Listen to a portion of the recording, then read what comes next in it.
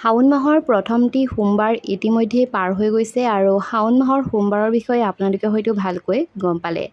আজি এই ভিডিঅ'টিৰ জৰিয়তে শাওন মাহৰ দ্বিতীয় সোমবাৰ অৰ্থাৎ 28 জুলাইত আপোনালোকে কি কৰিব তথা শাওন মাহৰ দ্বিতীয় সোমবাৰটোতো আপোনালোকে কেনেকৈ পালন কৰিব বলক জানি লওঁ।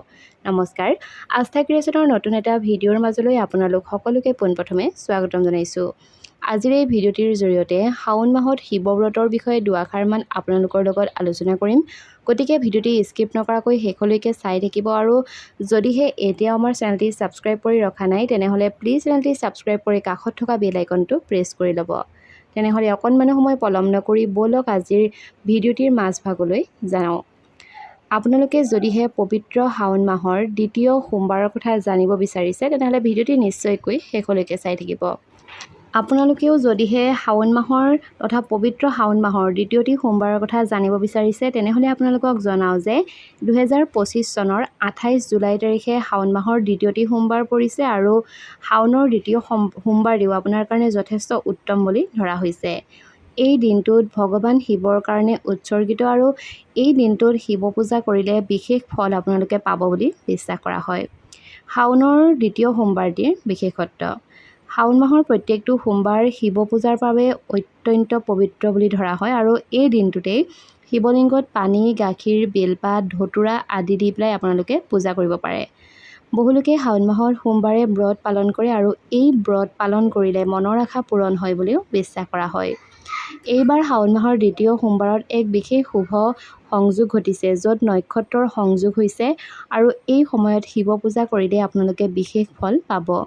যিসকল লোকৰ বিবাহত পলম হৈছে নাইবা বিবাহত সমস্যা হৈ আছে তেওঁলোকে এই মাহৰ সোমবাৰে যদিহে ব্ৰত ৰাখে তেনেহ'লে নিশ্চয়কৈ সুফল পাব। আপুনি যদিহে শিৱ পূজা কৰিব বিচাৰে তেনেহ'লে আজিৰ দিনটোত অৰ্থাৎ সোমবাৰৰ দিনটোত অৰ্থাৎ 4টা যিহেতু সোমবাৰ পৰিছে, এটা সোমবাৰ ইতিমধ্যে পাৰ হৈ গৈছে আৰু এতিয়াও 3টা সোমবাৰ বাচি আছে আৰু এই 3টা সোমবাৰতে আপোনালোকে শিৱলিংগত পানী, গাখীৰ, বেলপাত আদি দি পেলাই পূজা কৰিব পাৰে। লগতে শিৱৰ স্তব্ধ স্তুতি কৰি ধ্যান কৰিব পাৰে। ইয়াৰ ফলস্বৰূপে আপোনাৰ মানসিক শান্তি লাভ কৰিব তথা ভগৱান শিৱৰ আশীৰ্বাদ আপোনালোকেও লাভ কৰিব।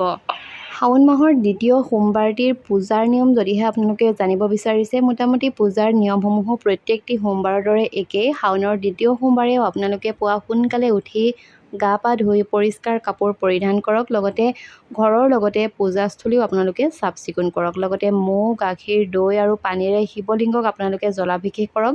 ইয়াৰ পাছতেই শিৱলিংগত বেলপাত, ধতুৰা, ভাং আৰু অন্য পূজাৰ সামগ্ৰী দিয়ক। ভগৱান শিৱৰ পূজা কৰাৰ লগতে মা পাৰ্বতী আৰু গণেশৰ পূজা কৰাও আৱশ্যক। শিৱ চালিচা পাঠ কৰক তথা শেষত আৰতি কৰি মন্ত্ৰ জপ কৰক। ব্ৰত ৰখাৰ সময়ত পানী আৰু ফল খাব পাৰিব।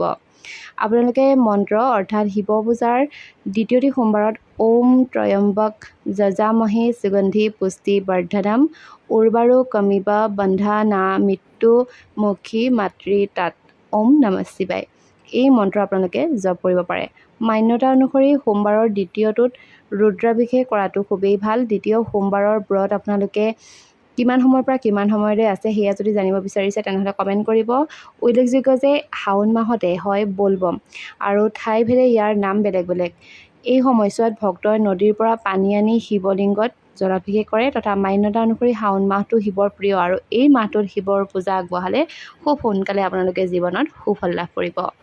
বন্ধু বান্ধৱীসকল, ইমানখিনিয়ে আছিল শাওন মাহৰ দ্বিতীয়টি সোমবাৰৰ বিষয়ে। যদিহে ভিডিঅ'টি চাই ভাল পালে তেনেহ'লে নিশ্চয়কৈ বন্ধুবৰ্গৰ লগত শ্বেয়াৰ কৰাৰ লগতে চেনেলটি ছাবস্ক্ৰাইব কৰি কাষত থকা বেল আইকনটো প্ৰেছ কৰি থ'ব। তেনেহ'লে আজিলৈ আহিছোঁ, ধন্যবাদ।